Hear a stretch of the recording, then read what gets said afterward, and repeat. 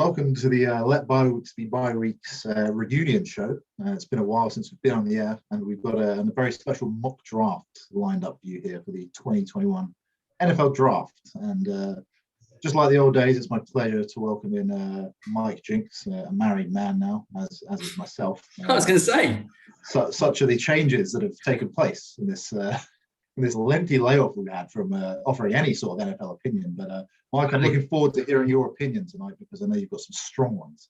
Oh, likewise, Thomas. Likewise, I'm glad to be with you as always. And don't forget the erstwhile global pandemic as well. That's been constantly at our door over the last 12 months. So a lot happening outside of the bye weeks universe. I'm not sure we'll be bringing it back. Our one listener will be disappointed, but this will be a fun exercise, as I said just a few moments ago to you, Thomas, for posterity more than anything. So, yeah, we'll be looking forward to seeing how some of these picks will pan out in future. Many may not, but we're excited to get the show on the road again. And going to be, I guess we just say we're using the Draft Network's very impressive mock draft simulator. It's a fine tool. I believe you've signed up for the premium version. I have, yeah. Bargain bucket price of $10. Oh, that's fantastic. I mean, I'm very impressed with it. And here we go. The screen shares on the go. Yeah. The Jacksonville Jaguars. Is it time to put them on the clock, Mike? Should we get this show on the road? Should we get it on the roll? So, without further ado, Jacksonville Jaguars on my phone are now on the clock. All right, well, it's no surprise here, so you might as well check him off and draft him, Mike, because Trevor Lawrence is getting the call. A generational talent at quarterback. I have to say, I've enjoyed watching him at Clemson over the years. Really, he just got everything you want in a quarterback. He's got the arm, he's got athleticism, ability, and really a lot of intangibles off the field that really drew me to him, leading the Black Lives Matter protest at Clemson this year. Which probably made him not very popular with some of the locals in Clemson, let's be honest. But certainly winning all his teammates over and just in the way he interacts with the press and stuff. He's just a consummate professional. The hate mail you're going to get from our viewers in Clemson. Yeah, well, they can thank him for getting the national championship. I'll say that. For me, I don't know where you put him in terms of if we just touch on Lawrence briefly in terms of the quarterback prospects we've seen. I'd probably put him just below Andrew Luck in terms of pro ready and just absolutely nailed on. I do think he's a nailed on star, but I think Luck. I don't know. I feel like Luck. If you were 14 points down, I'd probably take Luck, and I'm not sure. Lawrence, maybe like some other callbacks we discussed, he's very good playing in front of the chains, and when he's got everything in front of him and there's a good system around him, it's just sort of what he can do when they get down, and if he can bring a team back just by himself. That for me is a generational prospect. But for me, Luck was the complete package. Probably just Luck. Pro style offense under center. Set the protections, things like that for Andrew Luck. So that would be the separator. And there are some little like real nitpicky down the field accuracy issues with Lawrence. But I mean, how often are you throwing those throws anyway in the NFL? Probably even less than you are in college. Although he did throw a lot of screens, it was like 25%. But that's the Clemson offense, Deshaun Watson did the same thing and had absolute seamless transition. Justin Herbert, of course, who I was critical of last year for throwing a lot of screens. He made me look a fool, didn't he? So I don't envisage too many issues beyond the fact that Jaguars obviously aren't a very good football team and new coaching staff. So that'll be his main hurdle. But no brainer. Yeah, for sure. Very happy with that. So I'll put you on the clock here now. The Jets. Let's see who you take here. So, important disclaimer right at the front of this, right at the top of this pick, I should say. We didn't probably lay this out in the intro. This is not what I would do if I was the New York Jets. So this is what we think the New York Jets are going to do. So without too much preamble, the pick is Zach Wilson. I think it's 99.9% that it's going to be Wilson. It would have to be the best played hand of poker in the world for it not to be Wilson. Amazing, incredible upper body mechanics as a thrower. So much torque and twist, absolutely rips the football. Like it just flies out of his hands to all parts of the field. Lower body mechanics on a bit iffy, and level of competition is the other. Is the other thing. So that not only does he play for BYU, but it was not a full BYU schedule this year. They played whoever they could play because of the pandemic. Not his fault, but also, they lost a game to Coastal Carolina. So yeah, it's that Coastal Carolina game. It wasn't a good game for him, I have to say, and that was probably their best opposition of the year. So, I mean, the Boise's always on the schedule, Boise State, but Boise State a shell of the former team they have been this past year, certainly. So that wasn't really a test, which it usually would be for BYU. So it's hard to evaluate him. The Jets seem to love him.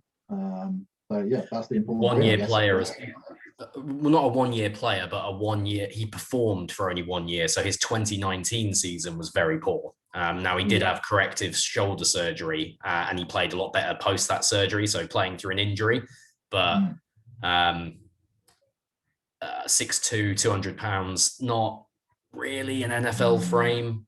It is. Yeah, the size is a bit concerning when you look at that. I have Justin Fields ahead of him. I do. More down the field reads, much better level of competition, more toughness. Allegedly better in the locker room. Wilson has a little bit of a bit of that. He has a bit of that playmaker in him, but at the same time, he wasn't voted the captain last year, which is not the be all and end all, but unusual for a quarterback. So yeah, it is Wilson. Wouldn't be Wilson for me, but yeah, we think that's going to be what happens. So I'll shut up about this one now because we've got other picks to get to that are more interesting. Yeah. Okay. Well, starting with this one, Tom. Well, yeah. Thanks for that tee up, Mike. I'm not sure the next one will be that interesting because I'm just gonna play it safe here. We've heard all last month or so the Niners are in love with Matt Jones. I mean, there was just a flock of 49ers coaches at his pro day. You could basically just color Tuscaloosa with 49ers on that day, I think. So there's no surprise there. I know a lot of people are thinking maybe it's the other quarterback, Trey Lance, but for the sake of this, I'm just going to go with what I think they're going to do based on what I've seen from them, and that's Matt Jones, quarterback, Alabama. I mean, he's Matt Jones. He's a national championship winner. He had a fantastic team around him. One of the good analogies I've heard about him is that he's in terms of the you just got to try and find him on the big board there, Mike, I guess. He's number 10. He's number, there you go. Sorry. Truck and trailer. I like that analogy for quarterbacks. And a lot of people thinking Matt Jones is a trailer as opposed to a truck, because then he's not going to drive you anywhere. He's just going to sort of operate with things around him. The good point, though, is that the Niners have that. So, I mean, if you want to go to one of these top teams, the Niners is absolutely, you've got a bevy of weapons you can use. Yeah, if you're used to having good offensive skill players around you, the Niners is a good place to go. Yeah, exactly. There are a lot of threats there. I think if he went there, he'd fit in fine. I mean, to be honest, he'd probably be an upgrade from Jimmy G, the way things have gone with him. So, yeah, can't fault the Niners for taking this, but be interested to hear your take on this one. Well, he's not a first round selection for me. He's mediocre arm talent. There's a lot of talk about processing, and I've got to give JT O'Sullivan a big shout out on the QB School on YouTube, who I watch religiously, broke down all these guys in depth, and it's an RPO heavy scheme, and it's play action off RPO, which is a new concept that Steve Sarkisian built into that offense this year. So it's a lot of set up shots down the field that I think he gets a lot of credit for making good reads down the field. And I think it's more, at least what JT O'Sullivan was saying, is it was kind of more set up for him. And a lot of those throws were underthrown. So he had freakish NFL level talent, the best receiving core in college football for the last 2 years that he played. And he underthrew guys, and he didn't really deliver that admittedly they threw less RPOs than they did with Tua. So that, yeah, probably he had a says good O-line in front of him as well there, Alabama. Very, Yeah. as always, really solid O-line. So you can't say he was tested and under pressure too much. It was all sort of on a plate for him, really. But he's, he still went out there and delivered. I mean, I think it would be, Fields or Lance for me in that pick, in that offense, ahead of Mac Jones. But obviously, I'm gonna have to defer to Shanahan, because he's probably slightly more gifted offensive mind than me. So we'll give him his due. But he's QB5 for me, second round pick, not in the top 20 prospects for me. So a reach, but a reach. I think you're correct. I think they will make that reach. So yeah. All right, cool. On to number 4. This one's interesting here because we heard the Falcons' phone is a ringing for trades. Well, it's ringing off the hook, and I'm happy to sit here and see what happens. We got tight end, as you can see, helpfully from the Draft Network here. Tight end is a need for this football team. Hayden Hurst isn't doing anything at tight. He's okay. He's solid NFL tight end, right? Yeah. But when you have the main man, Kyle Pitts, staring at you from this big board, it makes me, and the price, important to point out here, the price that the 49ers paid to get to 3, which was their first rounder this year, their first rounder next year, and their first rounder in 2023. Yeah, so that's a lot. I'm thinking unless I get that kind of value, I'm sticking and picking Kyle Pitts. So what can you do for me, Tom? You've got a few odd number teams that you should probably go through, and we will take longer than 2 minutes for this one, because this is going to be fascinating Thursday night, what happens here. Yeah, it is. Yeah. I mean, I think what if you have a look at some of the teams that could trade up, the Raiders might be an option, but I think the Raiders are still in love with Derek Carr for some reason. They seem to persist with Carr year in, year out. 4,000 yards last year, Tom. I mean, it's just a number. I mean, what's he done? What's he done that you could pin on a board and say he's proud of what he's done? He just passed for 4,000 yards. I mean, you could. Cam Newton, I believe, passed for 4,000 yards in a season. I know. I just know how much you hate Derek Carr, so it just amuses me, to be honest. Yeah, well, yeah, I do hate him. That's true. Now, if we're looking at other teams, potentially we're talking about the Broncos, but I think they really have to be in love with Fields or Lance to move from 9 to 4. I think they might. Again, I think they like Drew Lock. They want to give him one more year potentially to see what you think. Can do. So, yeah, so I think they're going to stay put. Their roster is pretty set. Yeah, it is actually. Yeah. Vic Fangio will get that. They'll get that defense will be good.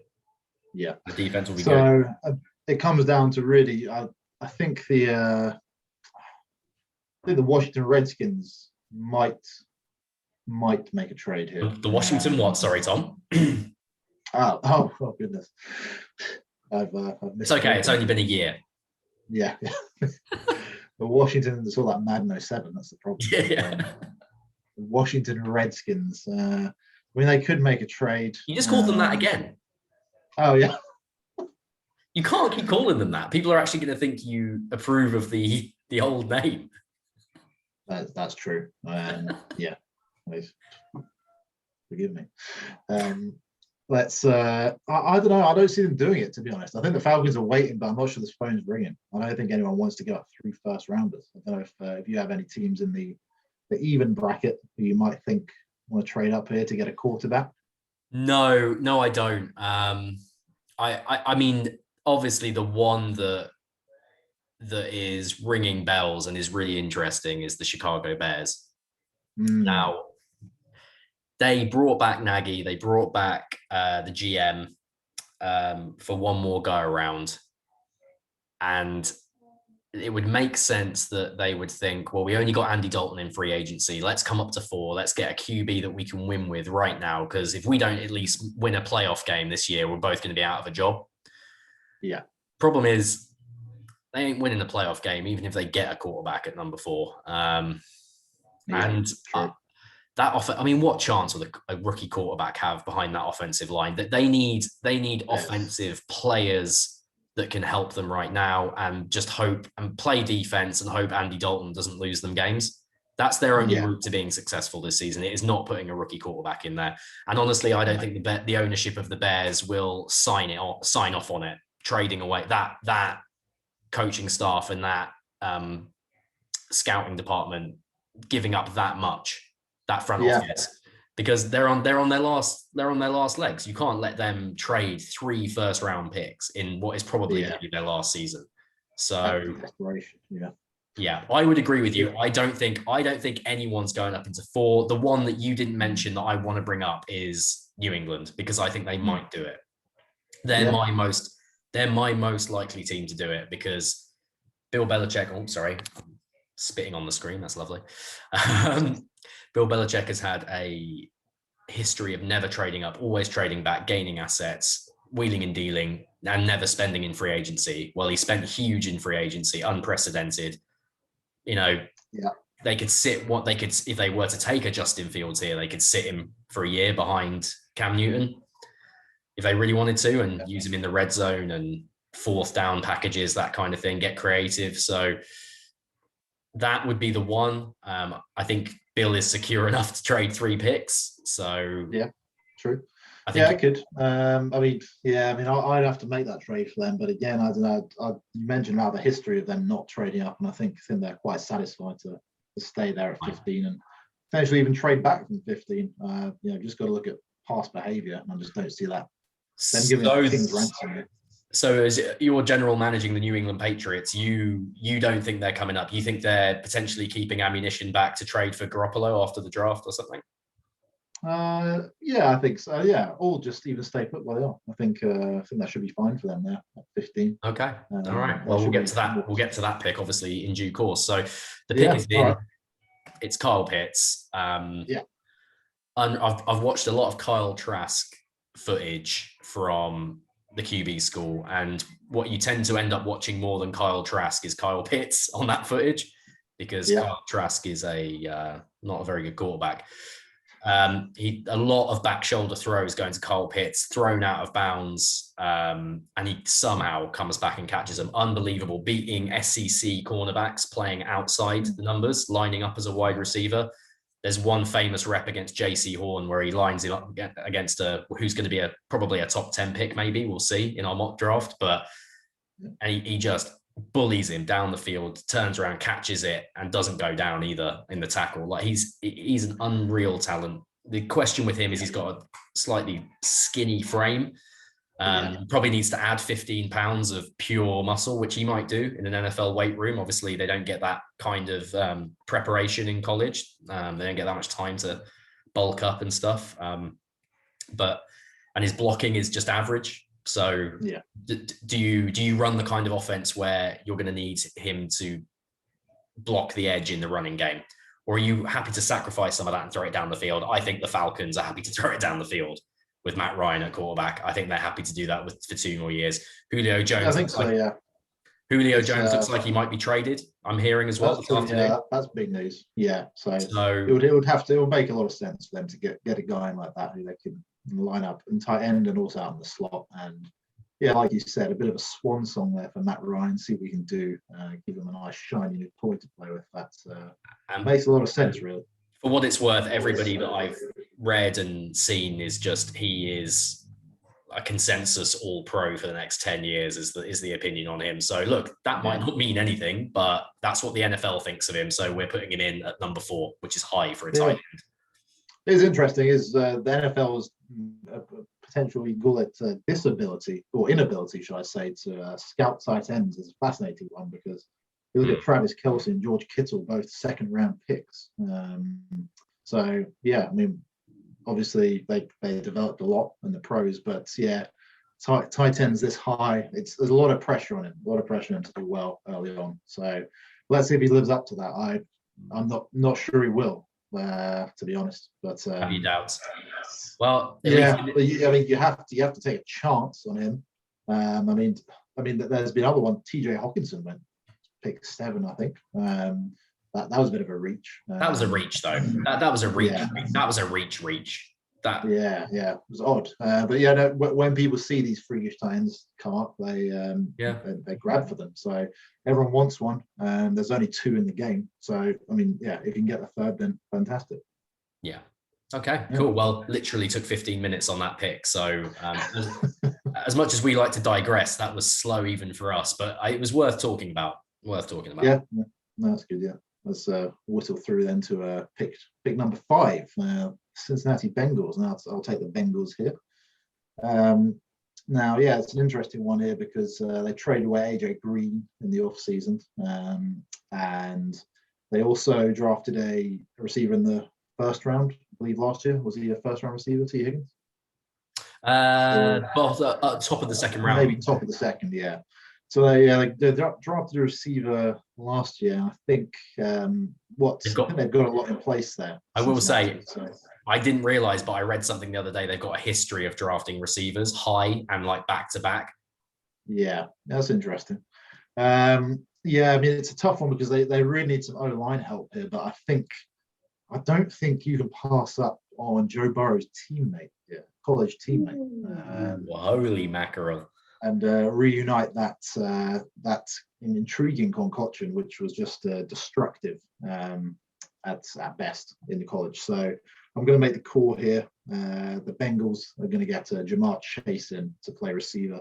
I thought you were going to say Terrace Marshall Jr., the other LSU wide receiver in this draft, but no, of course it was. Okay, yeah. I did wonder why you're scrolling down there. Yeah, to be honest, I hadn't heard of them. So you haven't heard of Terrace Marshall? Good player. You seem disgusted with me, but I know Jamar Chase quite well. So you're familiar. Yeah, you're familiar. Let's get a pick in there. So I consensus best receiver in this draft. Yeah, I mean, I watched a fair bit of him as they went on their national championship run. And yeah, I mean, he just had the ability to really do it all down the field, great hands, and very good after the catch as well. So yeah, I think I've no problem with everyone saying he's the best receiver and reunite him there with his college. I've heard him described by Daniel Jeremiah of NFL.com as a faster Anquan Boldin, which if you're familiar with the aforementioned Anquan Boldin's work, that is pretty big shoes to fill. So that is, yeah. He just bullies people. He just bullies people. Oh, sorry. Yeah. No, I was just going to say it's shoes to fill, but some of these receivers come in these days and they just ball from minute one. So I think he's got every chance to fill those shoes. But yeah, sorry, back to what you were saying about some of his play there. Oh, he just bullies people off the line. Absolutely bullies them. Like he doesn't. The only downside that I can see at the moment is he does not separate through pure route running, or even though he ran a 4.39 unofficially at his pro day, it's not speed or agility that gets him away from people. He literally just throws them around. Now you're not going to do that in the NFL, so he's going to have to add some tools to his box. But you know, all these kids do, right? It's the pros, so for sure. No, it'd be interesting. Yeah, not a bad pick. Pick. Not a bad pick. Can't disagree with the pick, but if I'm the GM for the Bengals, God, they need some offensive linemen. But it's a good draft for getting them in the later rounds this year. So luckily they can come back in round 2 and get one maybe. Yeah. So I'm on the clock Dolphins. with the Miami Dolphins. It comes down to 2 things. I think when they traded with the Philadelphia Eagles for that 6th pick, I think it was for 3 potential players. I think it was potentially for Kyle Pitts, Jamar Chase, or Penei Sewell, the offensive tackle from Oregon. Sat out last year, freak show of a athlete at left tackle. And I have a feeling that despite them wanting to retool a little bit for Tua, I think when Penei Sewell is on the board, even though left tackle is not like a huge need for them, it also is like, it's not like they've replaced Laramie Tunsil since no. I mean, they've got another pick in this round. 2 first round picks. So, and there's as with last year, there's receivers down the board. I do not, and it's a great point, Tom, and you've just made it for me, which is I hadn't really thought about it. you're not going to be able to get Penei Sewell, Rashawn Slater, or maybe even like Tevin Jenkins, another tackle that I like at 18 when they pick next.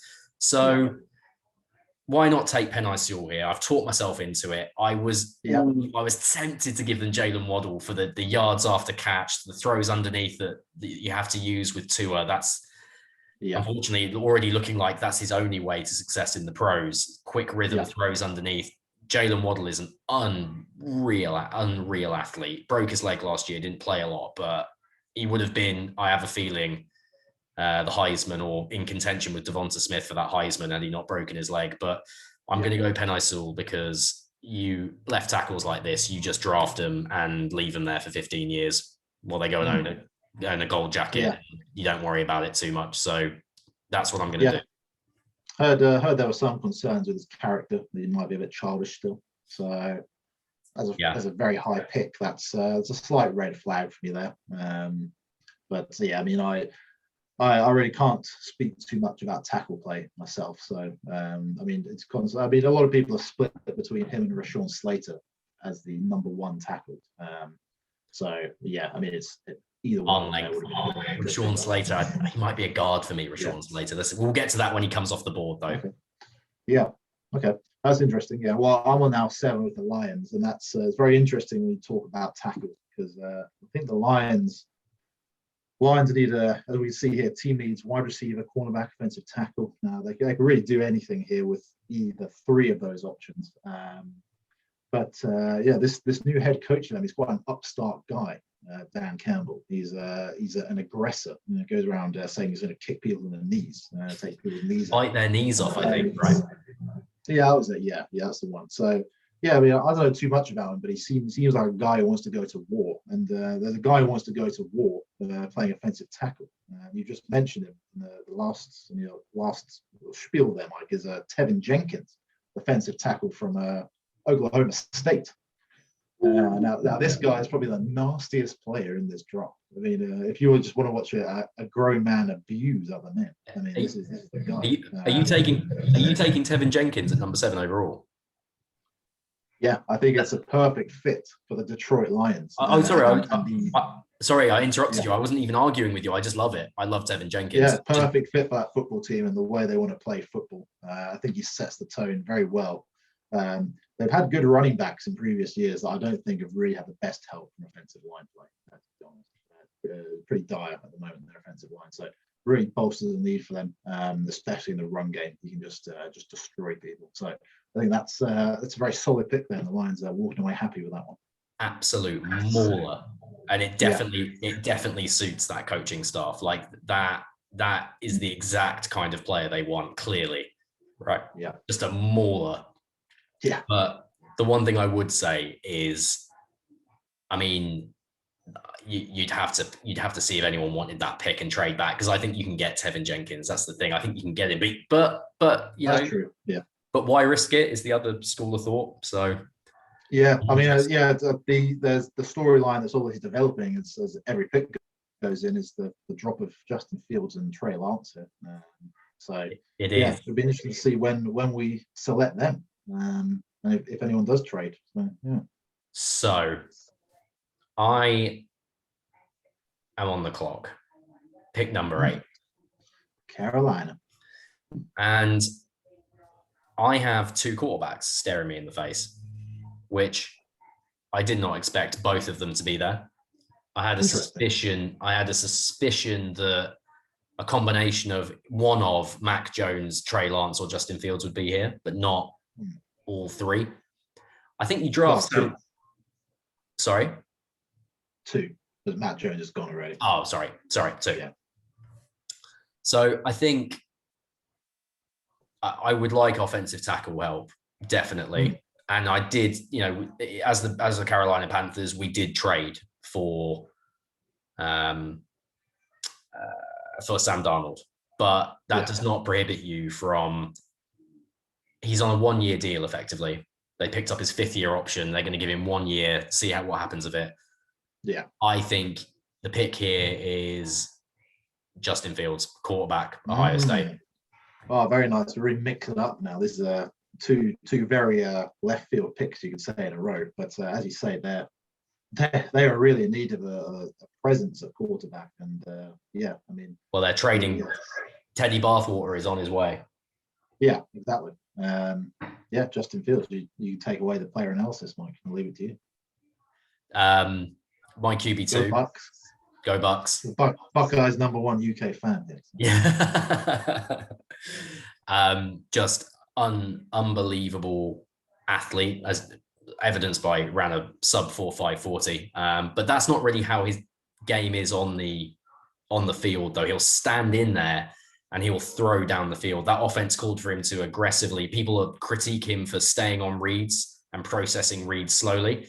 The way that offense was designed, they would move him out of the pocket and he would throw on the run outside the numbers better than any quarterback in this class, including Trevor Lawrence.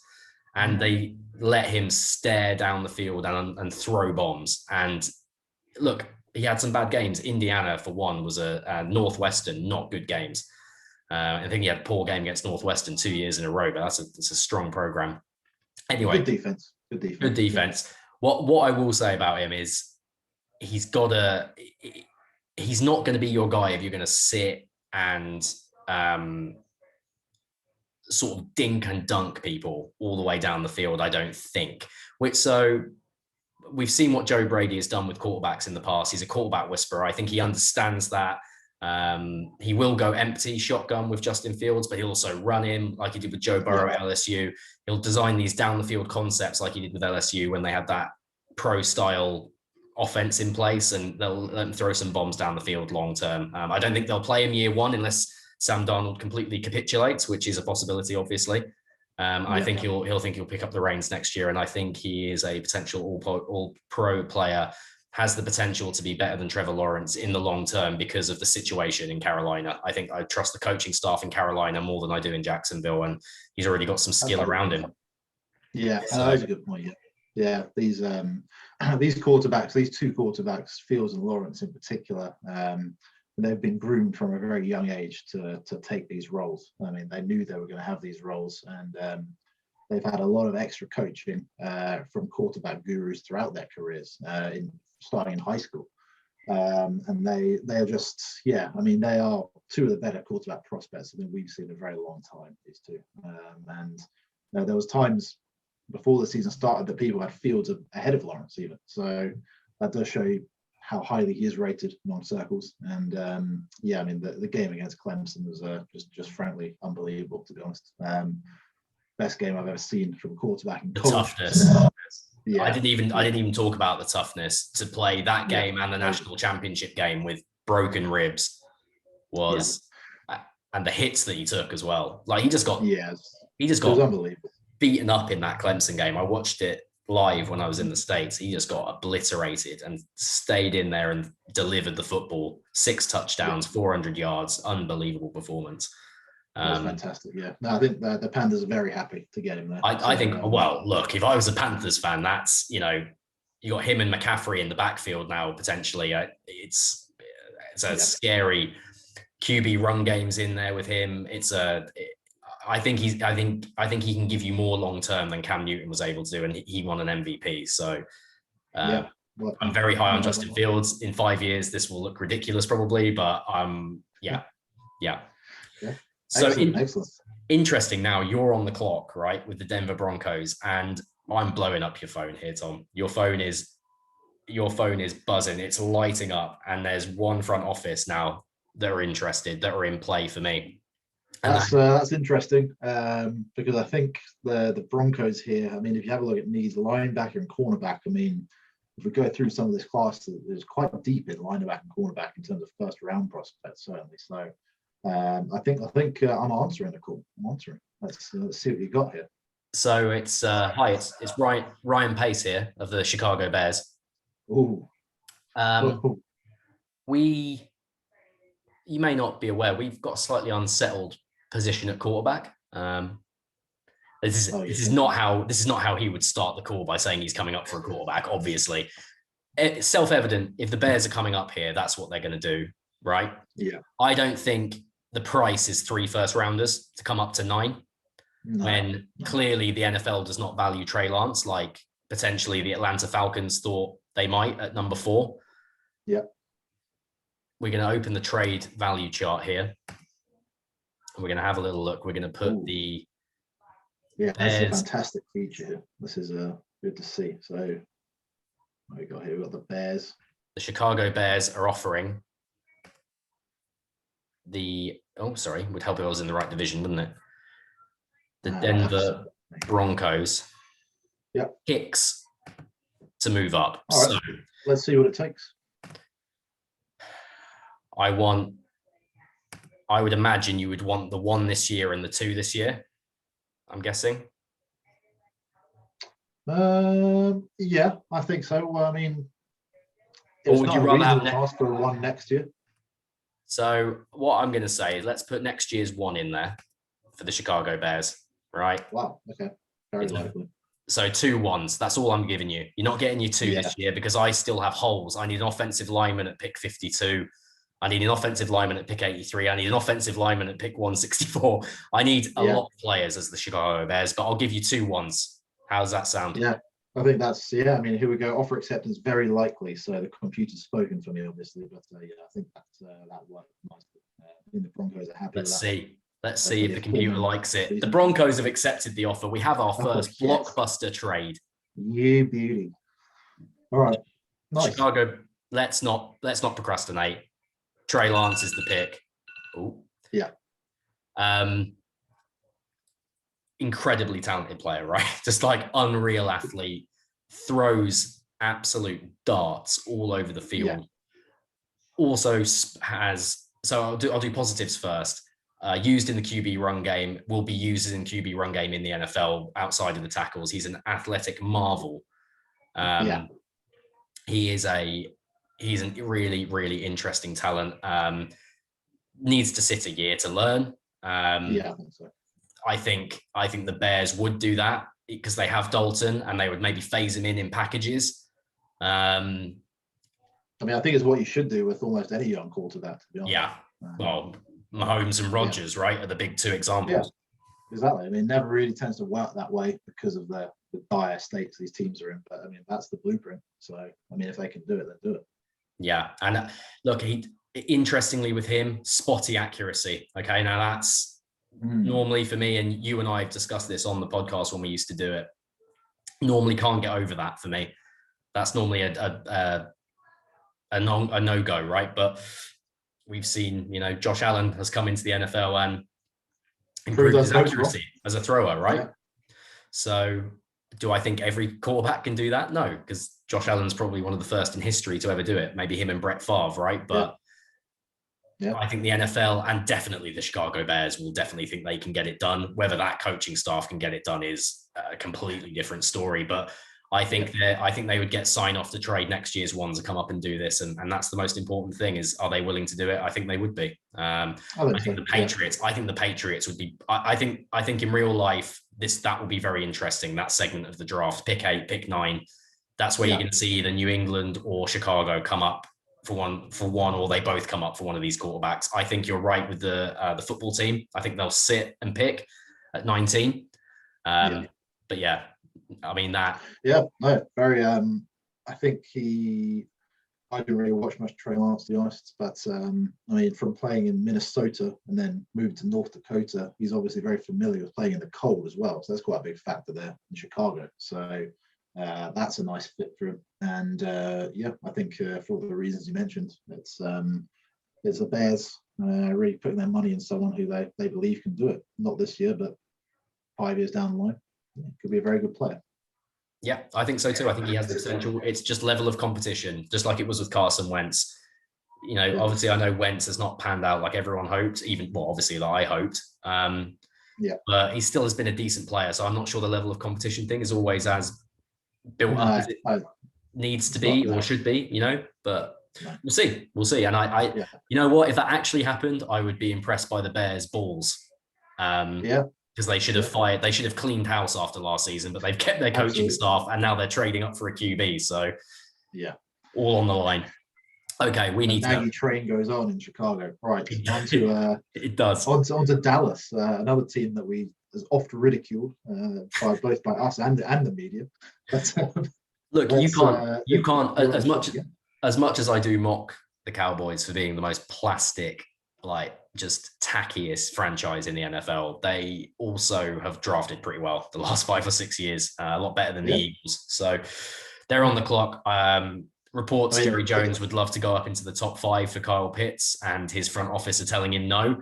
I would not be stunned by that at all. Considered it, didn't do it. Don't think it's possible for him to do it. I think he'd have to be insane to do it because they have nobody on defense, absolutely nobody. So they're going to go and get some help. It's really straightforward for me. It's Patrick Surtain, University of Alabama. Fantastic. Yeah. You know they love Alabama corners. They took Diggs last year, who was a bit dodgy, but new defense coming in this year. Cover 3 Seahawks style defense. I think Surtain suits that. He plays a lot of man match cover 3 stuff with Saban. There at Alabama. Long deep speed is the question for him, but people said that about a certain Richard Sherman as well. Did very well in that defensive scheme. Big guy, like rocked up, 6'1", 200 pounds, will come and tackle. Most importantly, if you're going to be the first corner off the board in the NFL draft, for me, you have to be able to tackle. It seems like a prerequisite, but it isn't always the case. He will come down and tackle. Sure. And the by all accounts, coaching staff in Alabama there love him, rave about him. Bloodlines, son of a former NFL player, a lot to like. Negatives, he gets beat deep. So sometimes, so that they could potentially have 2, but maybe if they can find the right free safety to play in there, maybe schematically they can take some of that away for him. So that's it. No, I think feels an absolute need for them there, the Cowboys.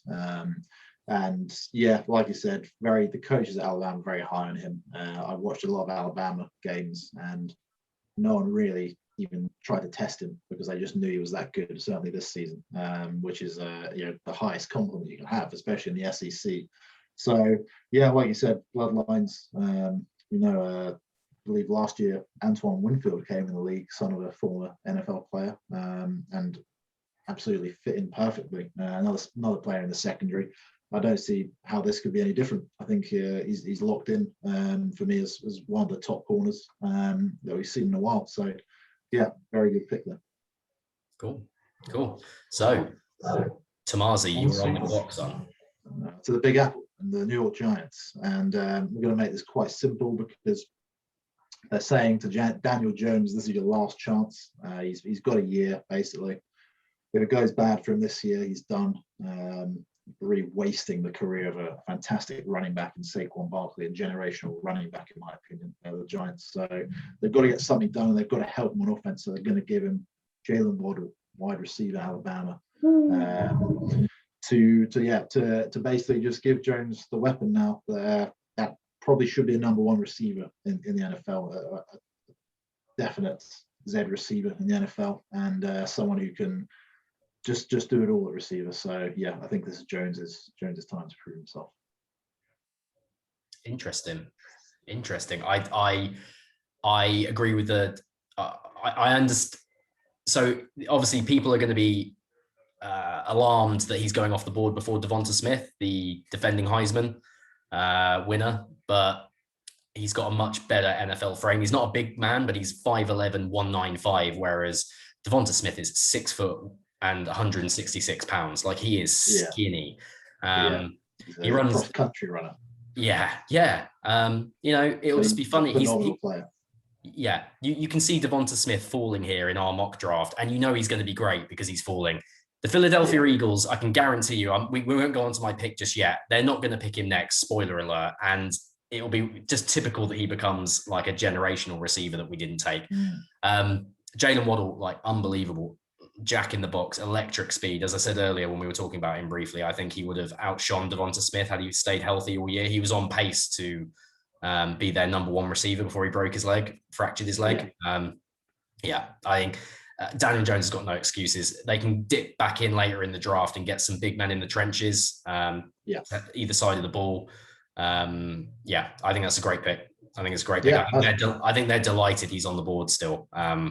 I think there's a chance if he is there, I think New England might jump up to 11 and grab him. I feel like they're getting a bit jumpy this year, New England, as you can tell. But right, so let's get you on the clock then. Get the Eagles on. with my beloved Philadelphia Eagles. Okay, here we go. So Jalen Hurts is the quarterback. So instinctively, you think about last year's Eagles team. Offensive line play was extremely poor. There are a lot of injuries. They're hoping that those players are all going to come back healthy this year. And if they do, they've got 3 All-Pros on that line. Yeah. So I don't think they're too worried about offensive line. The entire fan base, the entire Eagles fan base is screaming at me here to pick Devonta Smith, wide receiver. Yeah. Harry Roseman does not build teams that way. It would kill him to pick 2 receivers in a row. Jalen Reagor being a wide receiver they took in the first round last year. Let's hope he pans out. Probably won't. I think here Howie is fielding the calls because he loves a trade, and Rashawn Slater is on the board at number 12. So the Chargers are absolutely praying at number 13 that we don't pick Rashawn Slater here. Yeah. Right. Absolutely praying. And I think they would give up a 3rd rounder just to jump up in front of me here, just to make sure they're the ones to get Rashawn Slater. I can tell you the Oakland Raiders are blowing my phone up here about a chance to come in after they blew up their offensive line. Even the Colts down at number 21 are looking at me skew it here, wondering if I would be willing to trade this pick. So I will just briefly hand over to you because there is a player here that I would take, and I know how he would take if he was still on the board, but would any of your teams like to come up here and guarantee they get Rashawn Slater? Because I'm not taking him. I don't think so, to be honest. I think everyone's said, you mentioned the Colts. Offensive line is a need, but it's not a glaring need. The Chargers, I think they're just praying, as you said, he's going to fall to them. And the Raiders, I never really know what the Raiders are going to do, to be honest. So I mean, I can see it, but again, I think there's the Raiders will pick someone from Alabama or Clemson. That's what the Raiders will do. That's it. Yeah. So yeah, no, I don't see any trade offers here, Mike. So you can go and pick for your Eagles.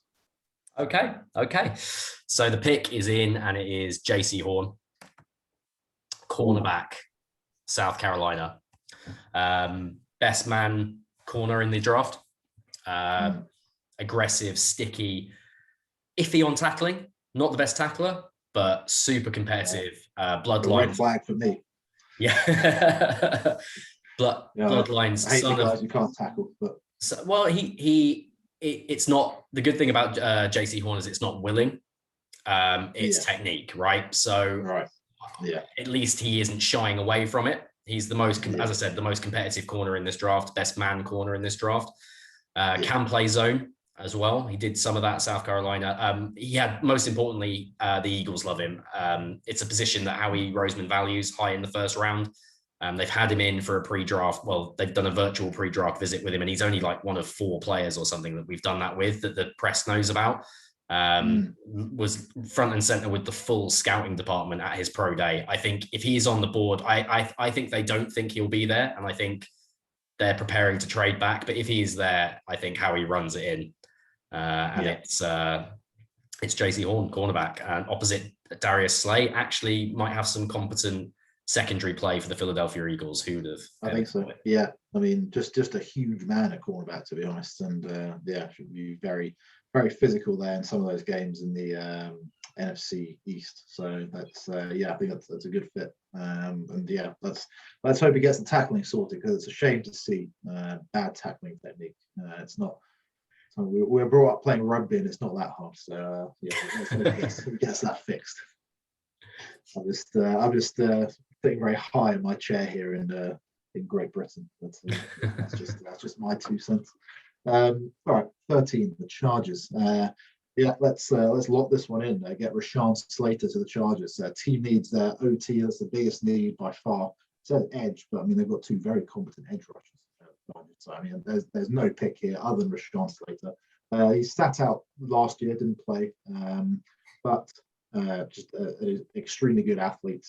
Probably technically better than Penn High School. A lot of people are saying at the moment. Probably a more polished prospect. I think that's a perfect fit for the Chargers there. Yeah, they tooled up interior offensive line. They just need an offensive left tackle now. That's all they need. Yeah. And they can't believe he's there. I think they were expecting Christian Darrisaw, Tevin Jenkins, maybe even Eichenberg, the Notre Dame kids. Like, they were looking at all kinds of options, I'm sure. Rashawn Slater falls into their laps. Only thing about him, I mentioned it earlier, is arm length, 6'4", 300 pounds. There's people saying he's a guard. I think the LA Chargers are more than happy to let him play offensive tackle, because he could have just walked in off the street halfway through last season and been, when he was sitting a year out of college, and been their best offensive tackle. Got to keep Justin Herbert upright. Cannot have a Joe Burrow situation with him. Because who knows if Burrow, unfortunately, is ever going to make it back. Double ACL and MCL tear, like horrific, in the pocket. Can't have it. Got to have offensive tackles. Great pick. Love it. Yeah, fantastic. All right, on to up to Minnesota here. Up to the Great Lakes. Up to the Great Lakes. Yeah, getting chilly up here. So there is a player who I think they're going to take. I think Micah Parsons would get consideration, just because Mike Zim is a defensive guy. Micah Parsons is a freak of an athlete at linebacker, although extremely raw, converting over from edge rusher. Devonta Smith, might they do it? Might they possibly do it, pairing with Justin Jefferson, and just have the crispest pair of route runners in the NFL for Kirk Cousins to throw to? I think they would love to do that, to be honest. I think that's where the value is here with this pick. I mean, they've still got Thielen on their squad. They do, yeah, they do. I mean, embarrassment of riches, Tom. I could see it happening. In this scenario, I'm going to say it doesn't happen. I think they know how bad their offensive line is. I think they're going Elijah Vera Tucker. Nice. University of Southern California, offensive guard. Did play tackle for them last year, but he's really a guard. Like, he's the best guard in this class by some distance, by most people's estimation. Super athletic, can come in and play starting left guard, protect the blind side for you straight away. Aggressive in the run game, will block, willing blocker. As you said, we're not going to be huge savants on the offensive line, because you just don't, it's hard we don't even get access to like all 22 film or anything. It's hard to watch these guys play on a Sunday on Red Zone and really know a lot about it. But by all accounts, he's the walk-in best interior line on this board, and that is their biggest need, I think. As much as they would like to make a flashy pick there, I think that's what they would do. Yeah, for sure. Definitely. I mean, you've got one of the best running backs in the game, so it makes sense to bolster that. But we should consider that Zim is a defensive guy. His defense was just frankly embarrassing last year. Him. So I could see him going defense there, but it makes sense for them to bolster here, because the way you win in the NFL these days is through offense. So they've got threats out wide. They've got a great running back. So yeah, Mike Zimmer loves a first round corner. Yeah. And the two best corners just went off the board in front of him. So I think that removes any chance that he might do that. Yeah, no, that makes sense. That's very good. On to pick 15, another defensive-minded coach here, who's we can see team needs here. It says quarterback. Well, they're all gone. Linebacker. Well, that's interesting. And Bill Belichick likes a linebacker who can get about the field and do a variety of things, really control the defense. And I think Zaven Collins, linebacker of Tulsa, is that guy. Great pick. Belichick has his eye on. By all accounts, this guy is just sideline to sideline. He's a huge man as well for a linebacker. He's very big and just very physically gifted. So I think this fits perfectly into Belichick's system. He can be a sort of like a high tower role almost for what he did for them for so long. Do you know who his NFL comp is? By everybody, Hightower. Oh no, I didn't know that actually. 200. I think he came in at his medical evaluation, Zaven Collins, at 270 pounds. Oh, that's insane. I mean, I hope people aren't making that comp because they think the Pats are going to take him. But I do worry sometimes about those comps. But I mean, 270 pounds. You love that you love having a big guy in there who just control 6 yards of space in the middle of the field and just stuff the run. And then, by all accounts, very, very capable in coverage as well. And just control the defense. Really, that's what he's going to be. He's going to be a captain probably. I love the pick. I think if they decide to stay out of the QB Shanahanigans, I think they will. I think they will definitely be in the market for a defensive star. Micah Parsons won't do it for them at linebacker.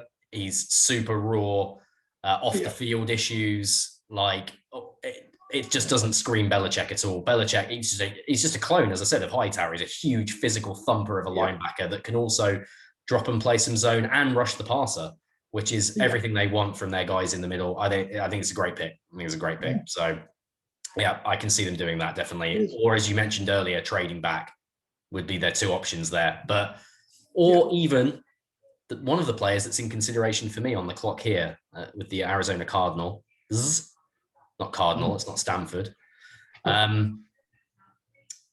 They throw the ball a lot, don't they, in Arizona? Yeah, they do. I like to air it out with air raid. One Larry Fitzgerald has just retired, stepped away. I don't know if he's retired or just stepped away from the Cardinals. I don't know which one it was, but no, I'm not sure either. I've been tracking that. He is not on their roster currently. Yeah. And I've got the Heisman Trophy winning Devonta Smith sat here. No team in the NFL plays more 10 personnel. That's 4 receivers on the field at once than the Arizona Cardinals. They do it 25% of the time. So you get him out there with Andy Isabella, with Hopkins, Christian Kirk. You get all those guys out together, bombs away for Kyler Murray. Wow. Caleb Farley is also sat there, cornerback, Virginia Tech. There's a lot of buzz that they're really interested in him. He's only falling. I think he's probably up there with Horn as the number 2 corner if he didn't have a medical problem, back surgery that he just had. I think they would probably, in their heart of hearts, know they should take Caleb Farley to play some defense for them. Patrick Peterson just leaving and all that. But I think the heart rules the head when it comes to Cliff Kingsbury. And I think Devonta Smith, this is where he comes off the board finally. I won't go too, because we've kind of discussed him a lot as this has been going on, but crisp route runner, best route runner in the class, which typically tends to be the best receiver long-term in the class. They always fall because the freaky athletes go first, but best route runner, natural hands, obviously unreal college football season last year, Heisman Trophy winner. I think the only thing stopping him is his frame. Can he hold up at 166 pounds playing wide receiver in the NFL? If he takes a good lick to those ribs, does he get back up? Like, I know he's, by all accounts, he's super competitive and willing blocker and all that kind of stuff, but can he physically do it? That's the only question. Yeah, no, that is a concern, and he will drop because of that. There's no doubt about that.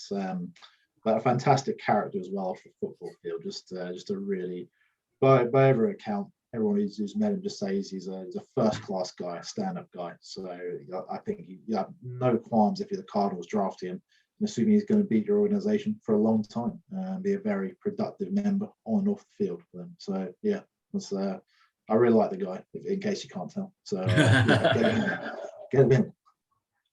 Nice one. Okay. Should we have a break for the coffee now? Is that right? We're at the halfway point. Yeah. So, 1 second. Sorry. I'll just come back with the bye weeks mug. Well, the bye weeks mug on full display here as we return from the coffee break. It looks beautiful. Through the draft. So let's crack on here with the Raiders at pick 17. The Raiders. Now the Raiders are traditionally known for doing odd things in the draft, and it says here team needs tackle. Yeah, they need linemen on both sides of the ball. I think receivers could be an option for them here, but I think with the top 3 receivers off the board, they play in the AFC West, where people are just loading up for track meets. It seems more and more every year. So why not get fantastic cornerback in when healthy? We should say that. But I'm going to draft Caleb Farley. Let's get him in there. Bring up the nice scouting report here as well. I accidentally brought up his scouting report. But as you can see, he's 6'2", 200 pounds, which is very enjoyable. Yeah, that's excellent. I think he's going to cover most receivers in that division very well. I like his size. I think if it wasn't for the injury, he might even be the top cornerback in this class. So The injury is a concern. I believe it was a back injury, Mike, was it?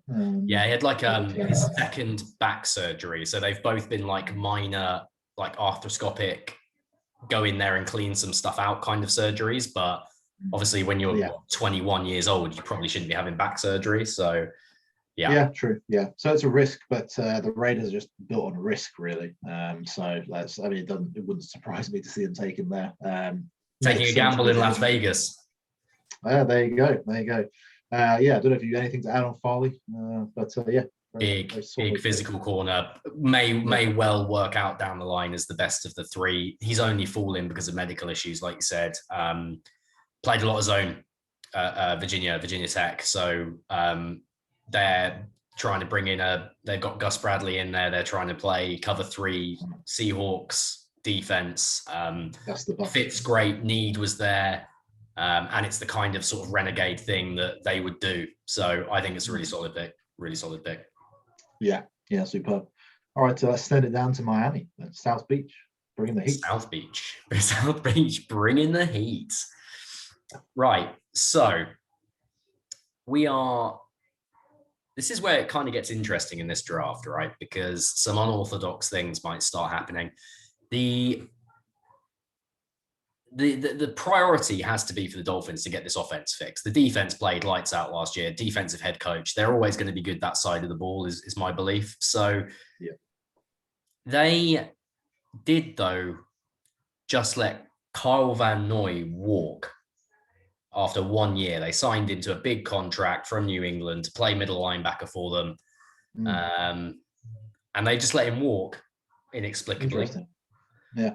So Micah Parsons here at 18 overall, when people were talking about him being a top 5 pick at the start of this draft process, is starting to look quite attractive, I think, to the Dolphins.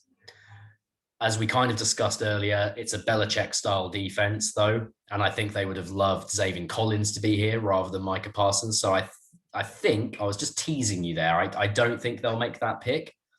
Yeah.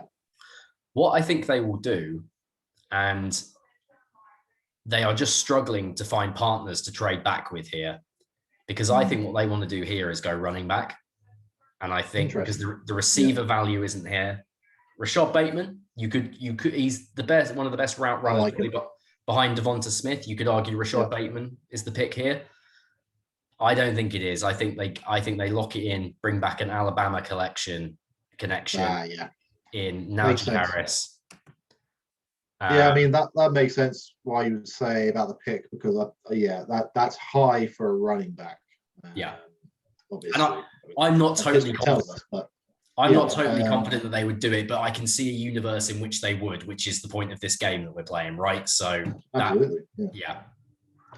They're very good, very polished running back prospect, I have to say. A lot of people rank Travis Etienne, I believe that's how you say it, ahead of him going into the year. Najee Harris's performances down the stretch really, for me, made him emerge as the clear number 1 in this class. He can do it all. He's got the running game, a vicious runner when he wants to be, fantastic catcher of the ball, which he really worked on this year, and he can block as well. So I think if you're evaluating the two of them, I'm very happy to take him. Pro-ready pass. The by far and away the number 1 running back in this class. Yeah. So, just everything you said. 3 down running back. Too high to take him at 18. I think in real life they might be able to swindle a trade back down the board and pick him up later. That would be better value than picking him here. But in this scenario, we have him sticking and picking. So we'll see what happens on Thursday night. But I would not be surprised if it doesn't matter if he gets there at pick 30 or pick 18. I think he's going to be a Miami Dolphin when it's all said and done. That's just what I think is going to happen. Yeah, absolutely. Yeah. Okay. On to number 19 here with the Washington Redskins. I mean, this is a tough one here because it's you get to this sort of stage of the draft and it's really anyone could be going off the board now in these sort of like the late teens to 20s.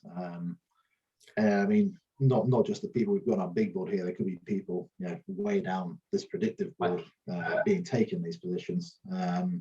I can report though that your phone is ringing.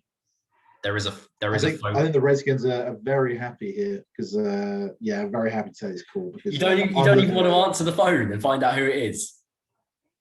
Yeah, I do. I said, we're happy to say. Yeah. No, sorry. I thought you were saying I thought you were saying. Sorry, forgive me. I thought you were saying you're happy just to sit there. And no, not happy to sit here because I'm looking. I don't even know who I'm going to draft. So I mean, God help them.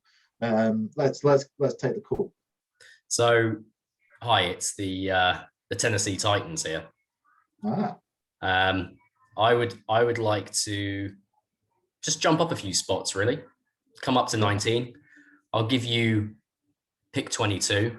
So you're only dropping back a few slots. And I'll give you a third rounder this year to drop back 3 slots. Well, let's put it into Jimmy Johnson's trade tool and see if old Jimmy likes it. Old Jimmy. Oh yeah, I don't know. Do you think? I don't know. If a 3 would swing that. Let's see. I think it might just because we're this far down the board and it's only like 2 slots. Yeah. But let's find out. And there's got to be someone they like if they want to trade up though. So I don't know if we get exploited here. Oh no. There you go. The Skins are going to be. Sorry. Let's make this realistic. Because this is a very likely offer acceptance. Maybe. Yeah. Yeah. So pick 100 still gets it done. So I'll give you pick 100 to come up 3 slots. Let's send the offer in. The Washington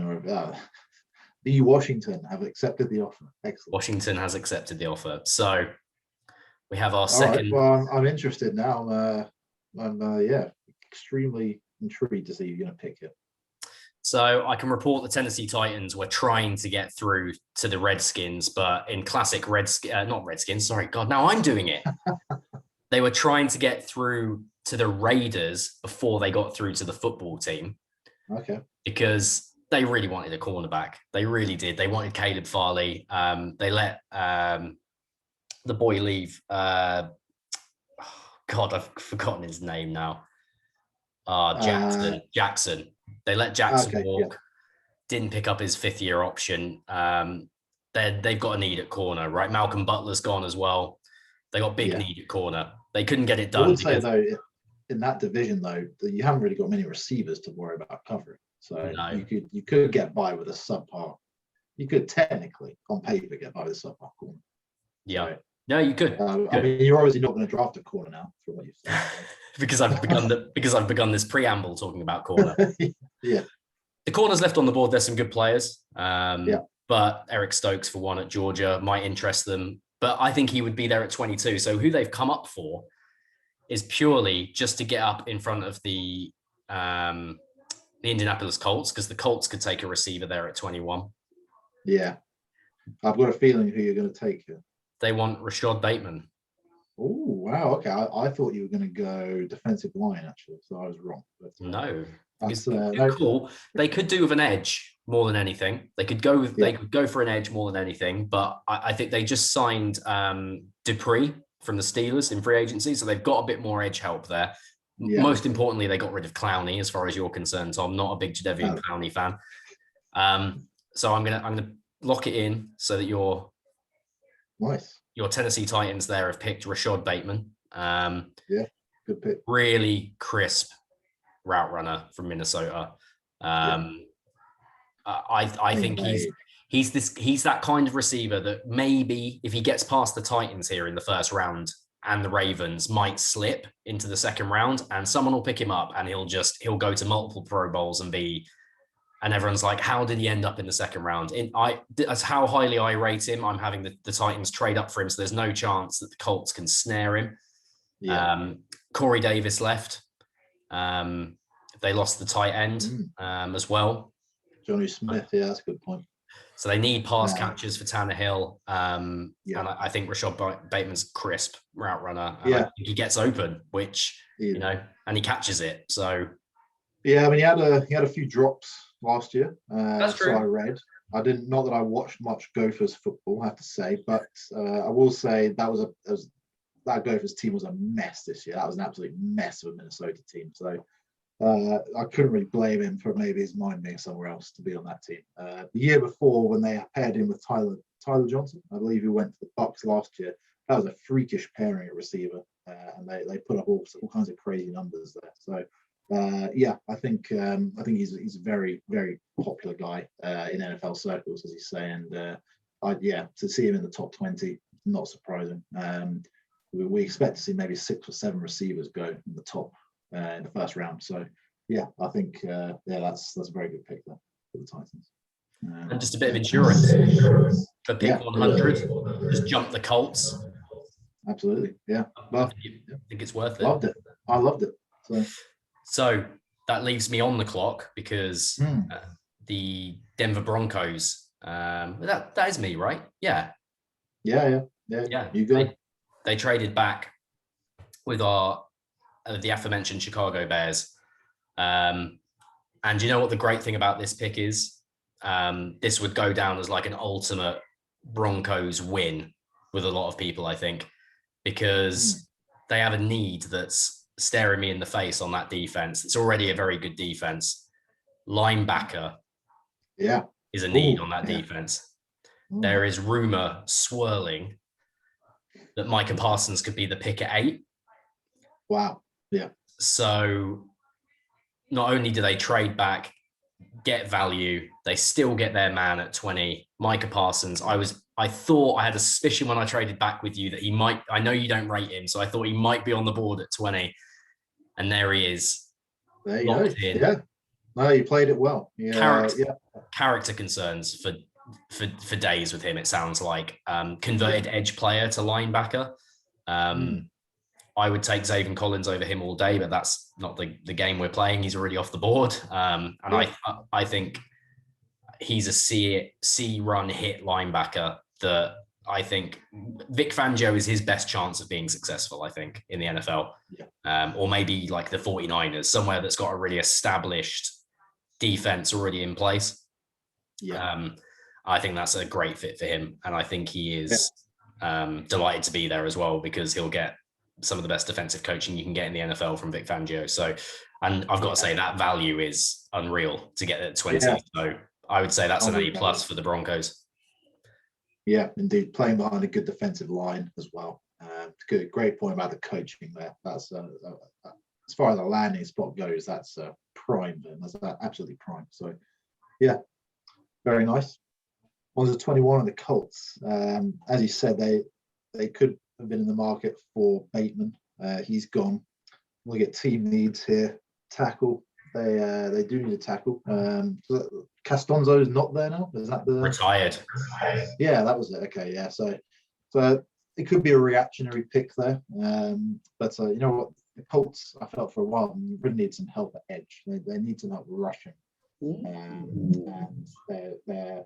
they're transitioning the Colts into a quite a physical football team where they run the ball and play defense. And a nice edge here will be a nice fit for them. So the standout number one, again, not that I'm an expert, but on everyone's draft board is Jalen Phillips from Miami. So sending them like Jalen Phillips to play defensive end in a 43 with the Colts.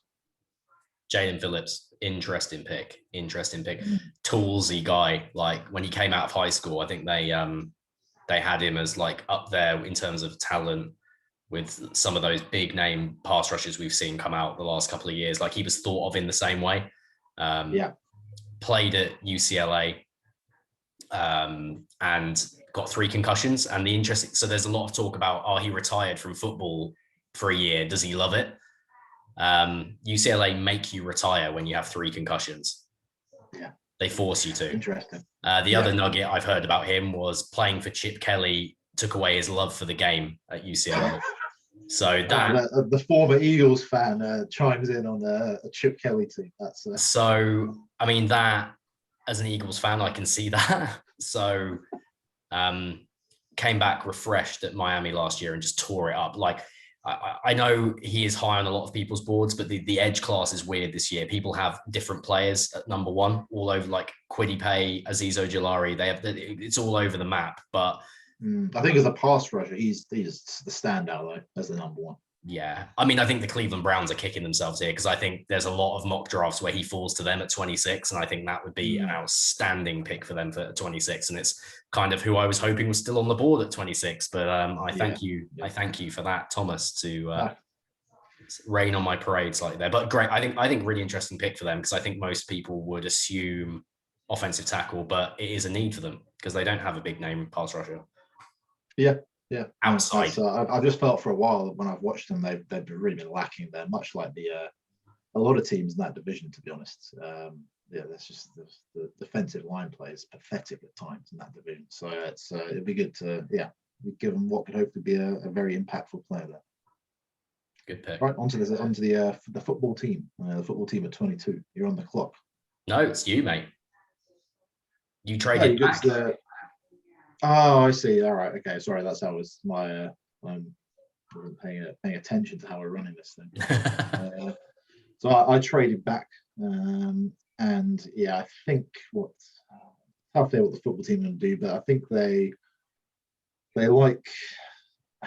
Yeah, I think they go to build here on the offensive line, and I'm probably going to give them Darisaw here from Virginia Tech. I think that makes the most sense. Again, can't offer too much of a nugget on Darisaw's play, but he's definitely feels a need for them. They lost their standout left tackle a while back now.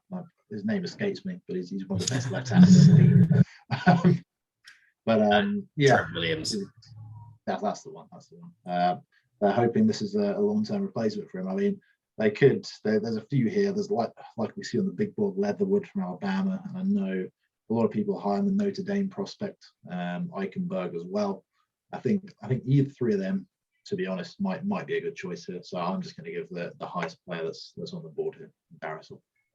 Yeah. So not a huge amount to add either, just from various different sources that I've read. He's natural left tackle, great pass protector, some slight like character and motor issues with him. So does he play to the whistle? Does he play through the whistle? Does he love it?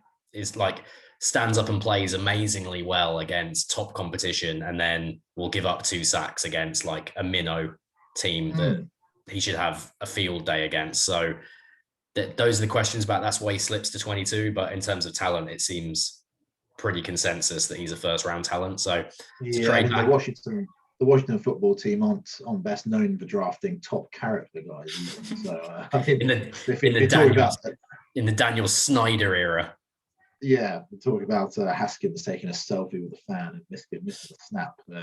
Really comes to mind, as well as other antics. But in terms of a fit in that case, some character issues. I mean, the football team are all over that. So let's ring that in for them at 22.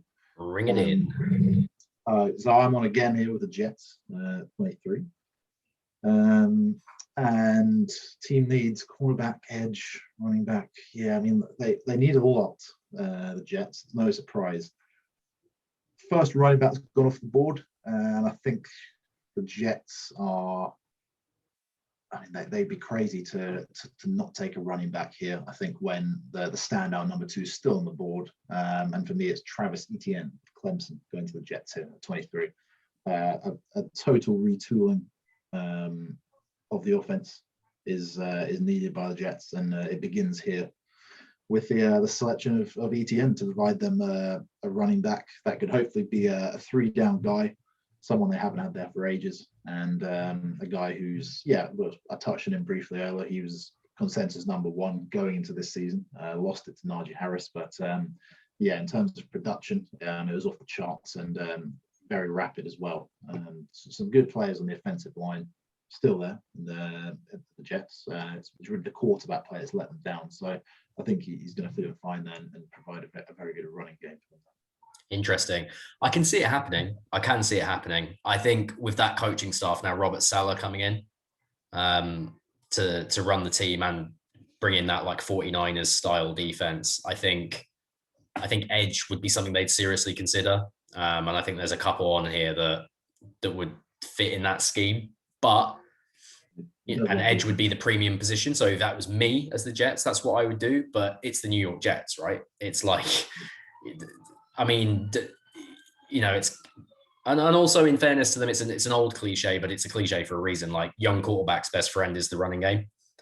And they've started building a good line there with Joe Douglas already, with some good players coming in on that offensive line. So maybe they just pound the ball with ETN and others and throw off play. Yeah, I heard a good point saying that he's a good defensive coach, Salah. So he will work with what he has on the defense there, and they'll accept he's going to get the best out of those guys, even if they are just guys, and that they will accept this offense needs a total retooling from the ground up. So yeah, I think running back makes a lot of sense there. I mean, retooling doesn't quite cover it, to be honest, with Adam Gase. I mean, how that fella ever gets a job in the NFL again. I feel like he probably is. He's probably like an offensive assistant somewhere already, but Jesus Christ. Okay. The Pittsburgh Steelers, right? Ooh, interesting. So interesting about them, right? Lot of offensive line issues, right? Let's just get that clear at this point. Like, absolutely, yeah. They let Villanueva walk. Really interesting, because I always thought he was a good player. And to add insult to injury, I think the Ravens are talking to him now about bringing him in to play offensive tackle to replace Orlando Brown Jr. So, and then obviously Pouncey retires at center. They got holes all over the offensive line. They've got a quarterback that can't run, can't move. And they've got Super Bowl or bust expectations. So no pressure, right? Yeah. They also really need a running back. They really need a running back. Yeah, they do. Yeah. They like the boy from North Carolina, is what Javonte Williams, right? Never seen him play.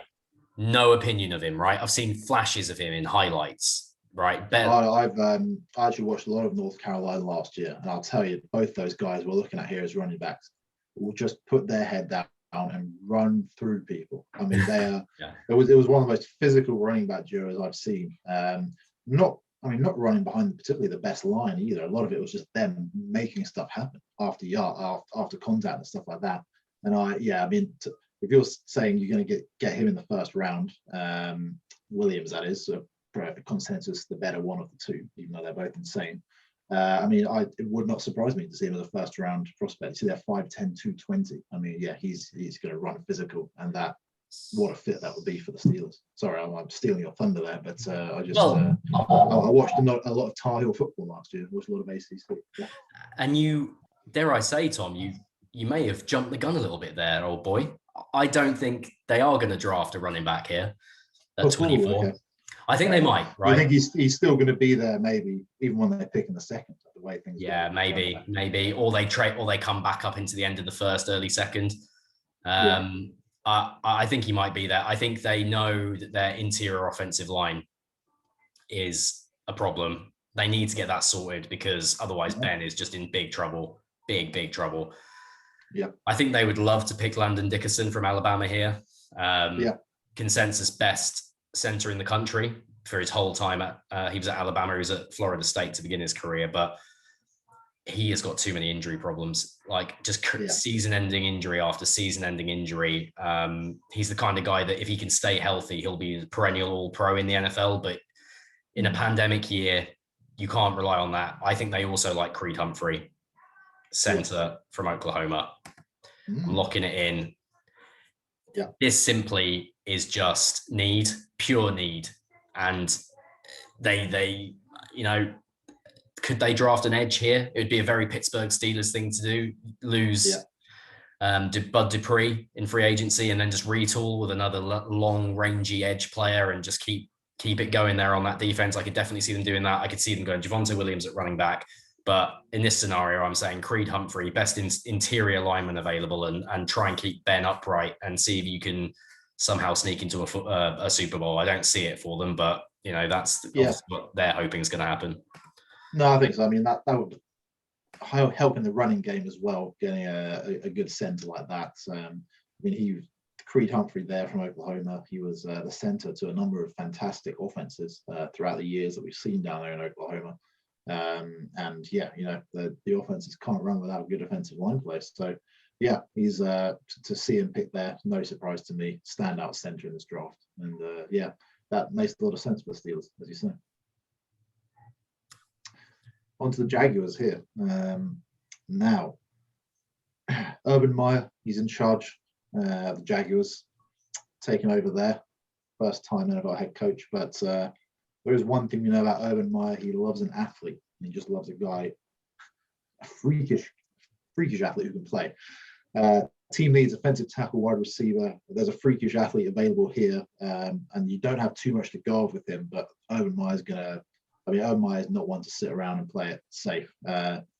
If you could please navigate down, Mike, we're going to draft Rondale Moore to the Jacksonville Jaguars with 25 points overall. Now, a couple of reasons here.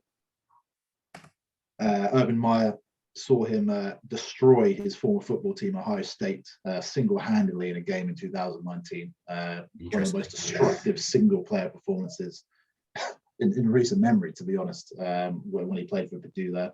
That was great to see. Urban Meyer will know that, and that will be in his memory. And also, the other wide receiver help here. I'm not high on Kadarius Toney at all from Florida. The character's an issue for me there. He basically cost them an SEC championship game, to be honest, with his stupidity. So I think Urban Meyer likes Rondale Moore for the things he can do in that offense. You're not going to use him as a downfield threat. You're just going to run a lot of end arounds with him, jet sweeps and stuff like that, and get the ball in his hands, throw some screens to him, even line him up in the backfield and stuff. But I think that's about to say that they've lined him up. Fantastic weapon there for Lawrence. Yeah, sorry. Oh no, I was going to say they've lined him up in the backfield. I think there's a lot of echo there on my speaker, so I apologize. Carry on. Sorry. No, that was basically it. I think, I think he really suits what they want to do there, and that'll be nice for Lawrence to have a toy to play with like that. Because let's be honest, they still have some players at receiver there in Jacksonville. They're not devoid of talent at receiver. So I think, especially in terms of catching the ball downfield, so I think a guy like this who can work sort of between the hashes and in the backfield and stuff is a really nice weapon for them. Beautiful. No, I can see it. He's the kind of player that would electrify an offense. And you could make the argument they've already kind of got that player in their receiver core already, but the more of them you have, who threw 25% of screens in playing college quarterback? Trevor Lawrence did. Let's throw some screens. Let's get him some cheap yardage. Let's keep the chains moving, and I can see it. I can definitely see it. So no, it really interesting pick there. And I look, there's receivers in this draft for days, right? It's like last year, and it's kind of pick your poison. Who do you want? Do you want the big tall guy? Do you want there's a lot of sort of 5'10", 5'11", shorter guys, twitchy guys. Yeah. So yeah, it's just, I can. Your point about him lighting up Urban Meyer in college is such a good point, because Chip Kelly, that's all Chip Kelly drafted as the Eagles head coach his first 2 years, was people that ripped him up. Nelson Aguilar, Zach Ertz ripped him up in the Pac-12, so he drafted them his first 2 years as head coach / GM. It's like it's what they do, so I can definitely see that happening. So really like that pick, really interesting. So we've the Browns at 26 then, the hometown Browns. The hometown Browns. Potentially the only people other than you and me that are ever going to watch this are all Cleveland Browns fans, right?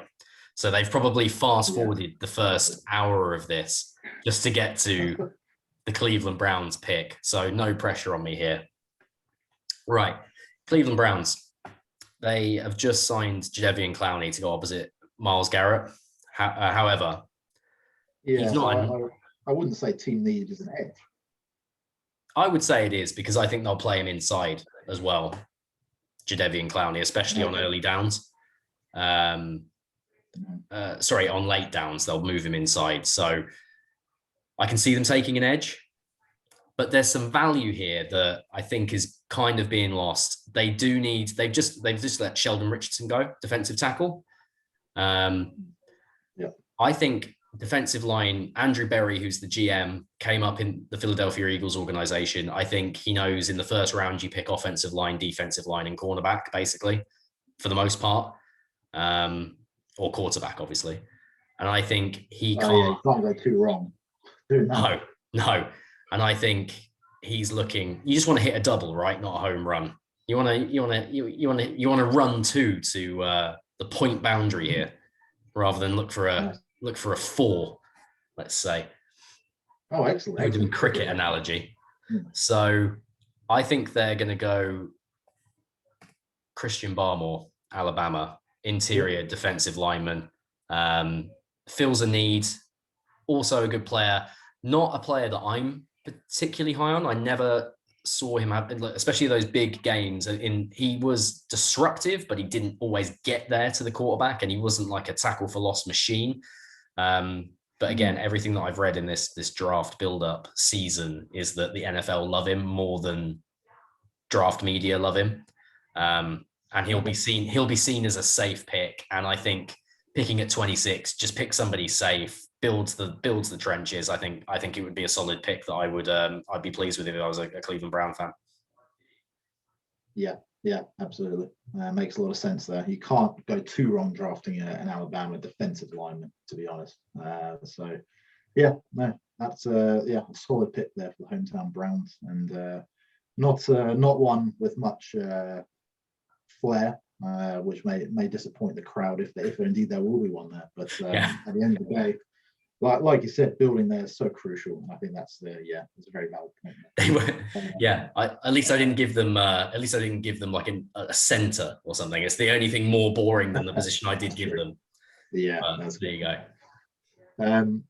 On to keep it in the AFC North here and go to the Ravens now. 2 picks in a very quick time here for the Ravens, as a result of getting that Chiefs pick there for the Orlando Brown trade. And I think the Ravens are eyeing up a few players to retool the defense here.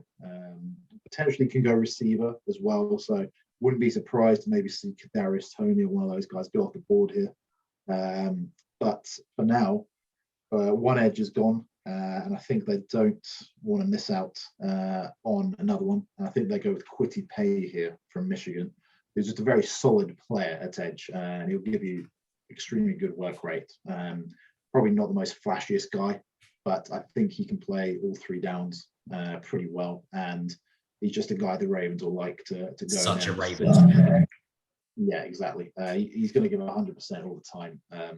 Coming from Africa, he's very young, and he's really had to earn his way in terms of football. So I think that guy is a perfect fit for them. Yeah, I'm just going to move this so we can all see what we're doing. Kwity Paye. I'm putting out there in play for the Eagles. He's a trade down candidate for the Eagles. Exact kind of build as Brandon Graham, plays defensive end for the Philadelphia Eagles, sort of like bowling ball. Both played at Michigan, incidentally. Bowling at 6'2", 270, can play inside, outside, as you said, won't come off the field on early downs. Some of these other edge rushers here, Ojulari, Tyron, they might not be on the field on first downs in their rookie year, but I think Kwity Paye will do everything for you. And as you said, amazing story, like basically just literally came from nothing, emigrated from Africa and got himself into this position. Like you'd love to see him go in the first round. And even though he's a Michigan man, which may not be too popular with some of our viewership, I think he's a great story. And I think he's as I said, I interrupted you to say it. He's such a Ravens pick there. I can see that all day. Absolutely. Yeah. On to down to the Big Easy, Mike. The Big Easy. Here we are. So this is very interesting. If I am the New Orleans Saints, there's 2 schools of thought here, and I'll run through them both very quickly because this has been going on a long time now. But I'm loving it. The wide receiver room opposite Michael Thomas needs replenishing. You're going to help either of those quarterbacks out who are obviously nowhere near, not even the same stratosphere as Drew Brees. Do you get them more help? Do you try and make their job as easy as possible? There's some really appealing receivers on the board. Terrace Marshall, for example, from LSU, big kind of in the same sort of mold as Michael Thomas, actually, like 6'2", 210, that kind of bigger X receiver. That he's seriously in play here, I'm sure. Tony as well, a shifty slot player, more like Emmanuel Sanders, that's also on their. Is he still on their roster? I think he might be. Yeah, I think so. So Tony, I could see being an option here as well. Ultimately, though, I think the only hole left on their what is an outstanding defense is a corner. To play opposite their all-pro on the other side, who inexplicably, name escapes me, as it did for you earlier. Marshawn Lattimore. Marshawn Lattimore, thank you. Go Bucks. He's a lockdown corner. They could do with somebody the other side that's at least going to be an upgrade on Janoris Jenkins, so not a high bar there. I'm going to give them Greg Newsome from Northwestern. Yeah. Nice. Tall, rangy corner, can play man, can play zone, will press at the line if you want him to, which they will in New Orleans. They're going to want to beat people up on the line of scrimmage. So he's going to have to do more of that than he did in college. But, big physical guy, you would hope he's capable of doing that. Most importantly, they had to make that pick now because the Green Bay Packers, who are on the clock with this pick, love a first-round cornerback. So I think they knew if they didn't do this now, he wouldn't be there at the top of the second. So, yeah, Greg Newsome to NOLA. Yeah, fantastic. The leader of that Northwestern defense, which was just lights out, to be honest. Definitely one of the better defenses in college football last year. Yeah, like you said, I think they'll get him to do a lot. They'll ask him to do a lot, and all accounts, yeah, he's gonna deliver for them. So, yeah, very good pick. Now the Packers, as you said, that would have been nice to pair him alongside Jair Alexander. Would have been an equally good cornerback pairing there. Team needs offensive tackle, wide receiver. Yeah, they need some more help on the offense to get them over the line here, and they're definitely going to go offensive for me. Maybe even if the Newsome's still on the board, because they need to just try and give Rodgers something else, something extra. And a bit like with the Saints on the defensive side, they're going to give Rodgers a weapon across from Devontae Adams on the other side. So I'm going to draft the receiver from Ole Miss, which is Elijah Moore. And I think it's he's a genuine threat here down the field, and it's going to give him something electric. He had some huge plays last year in the games I watched, and yeah, I think this appeases Rodgers, which is what you have to do really as the Packers, and just a very, very safe pick. Well, not safe, but a very I can definitely see this happening. Yeah. Look, Elijah Moore, electric. He's like a jack in the box. Obviously famous for that celebration in the end zone, peeing on the logo. Infamous for that, I would say, rather than notorious, rather than famous. But that did, for a lot of early part of this draft build-up, that got brought up a lot, like as a character issue. It's the only thing he's done, really, isn't it? Ridiculous, right? But he's electric, and he's getting Kadarius Toney is kind of becoming the sort of the glamour pick for that early slot receiver. And I think a lot of people are really high on the Moors, Rondale and Elijah. And I think they would love to see them slide down into the second round and snap them up. But you're seeing it in your crystal ball, Tom, that you don't want those players in the second round. They're getting snapped up early. So you're seeing what the draft analysts are seeing, which is, they're just really good players. I mean, historically, we do see a run on receivers sort of around this time as well, at the end of the draft, end of the first round. So yeah. It's funny you say that, Tom, because the Buffalo Bills are on the clock. And I can report up here in Buffalo, New York, that the phone is ringing off the hook here. Okay. And it's actually Howie Roseman on the other end of it. Okay. And he would like to know the price to come up to pick number 30 for a player that he doesn't think is going to make it into the early second round. He doesn't think he's going to make it beyond the Ravens, and he's not sure even if it does make it beyond the Ravens, he'll make it beyond the Buccaneers at 32. I'm interested now. I have no idea who this could be. So You and I have not discussed this at at all, but it's something that is being discussed in Eagles draft Twitter and media, which is obviously why I'm talking your about inside it. track. Yeah, it's a foolproof inside track. It's something. Do not worry, Tom. I will avail you of all the information momentarily. Okay, so let's see what you got. I think it's just going to be a 3 will do it. I think 84 would do it. And maybe the 4th rounder. Too much. Yeah. Okay. Wow. So you're giving him a 3 and a 6 to move into the first round. Oh yeah. Whoops. Wow. Sorry.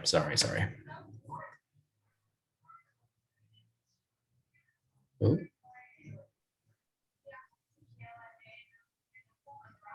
Interesting. No, that doesn't work. Oh, I know why. We'll cut this out. I've done this the wrong way. Oh, okay. The Eagles have to be the other side of this trade. Okay, right. You're just starting in this one. Yeah. We'll just cut to when you've set the trade up. Yeah. So I have to do this. I did this the other day. I messed it up when I was trying to do a trade. I see. Okay, yeah. So let's just set this trade up then. So the Eagles are offering their 2, and I'm going to go pick 84 to come up just a few slots to 37 slots in total. Yeah. Ooh, loves it. The Bills like it. Let's see if we can lock this in for Howie. To be honest, you can leave all that kerfuffle in about me messing up the draft because it's just what would happen in real life as well. Yeah. Right. So the Philadelphia Absolutely. Eagles are back on the clock. They have their eyes on one man.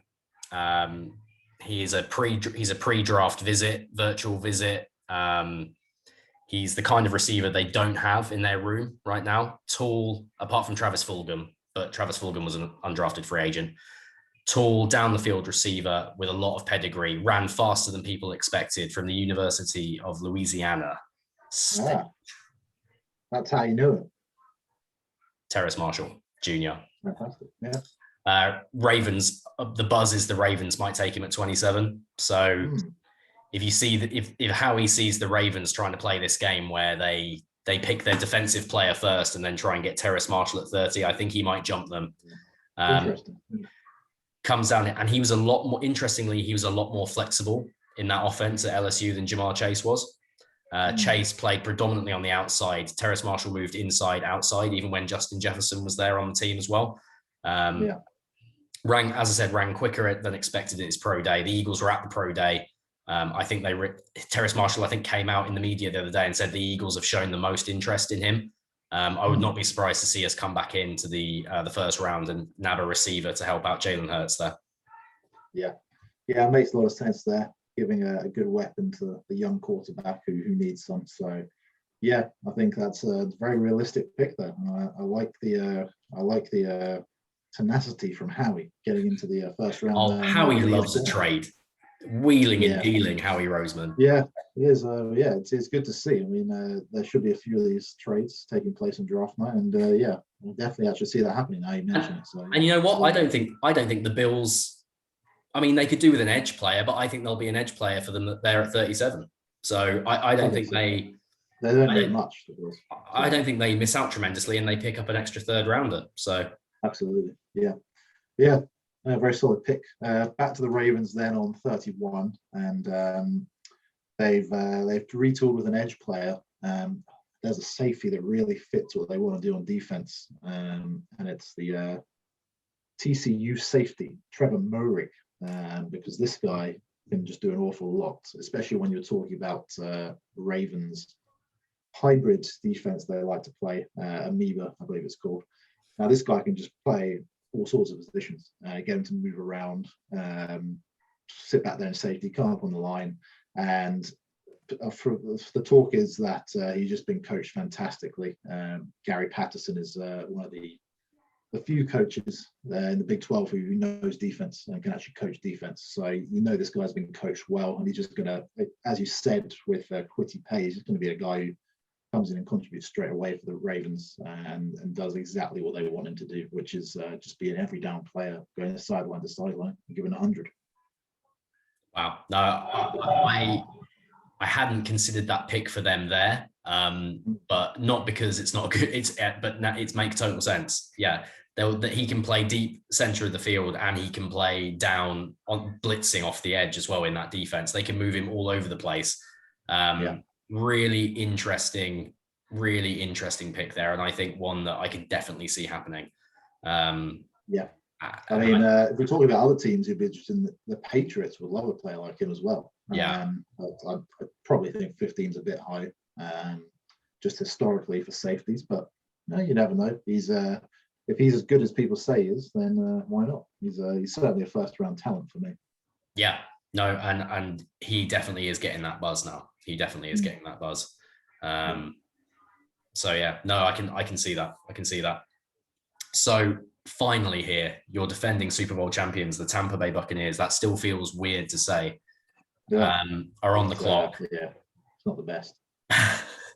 So they've got no major glaring needs, and that sounds like a simple thing to say about a Super Bowl champion, but that isn't actually always the case. I think they would seriously look at running back here. I think they would look at Javonte Williams to come in and be like a real bell cow for them, just because they're making luxury picks these days with Brady under center.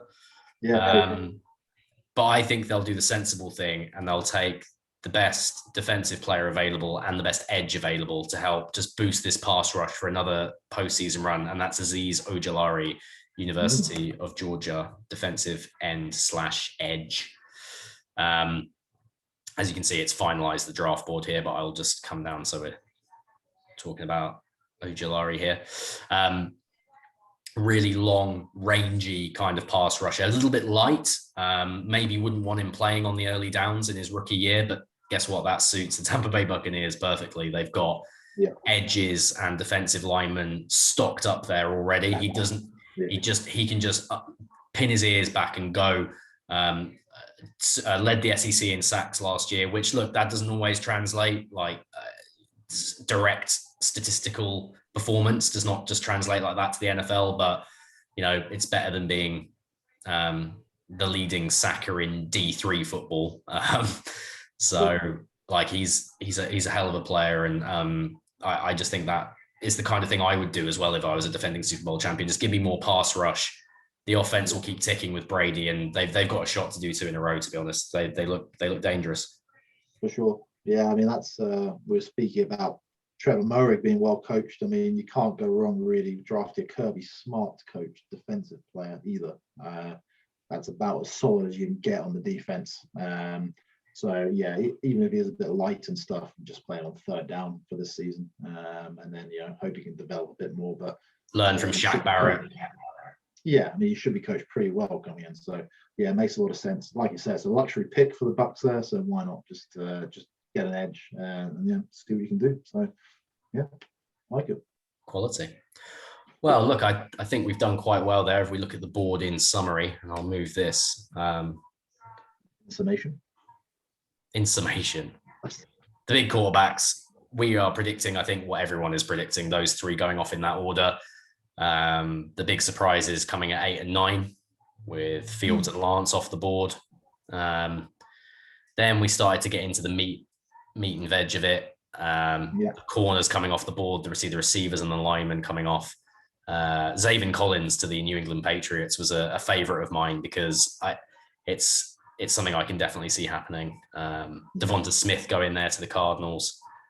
Some really interesting picks here. Rondale Moore who could forget Rondale Moore to the Jacksonville Jaguars, electrifying what can sometimes be the tedious part of the draft where I fall asleep, picks 24 and onwards.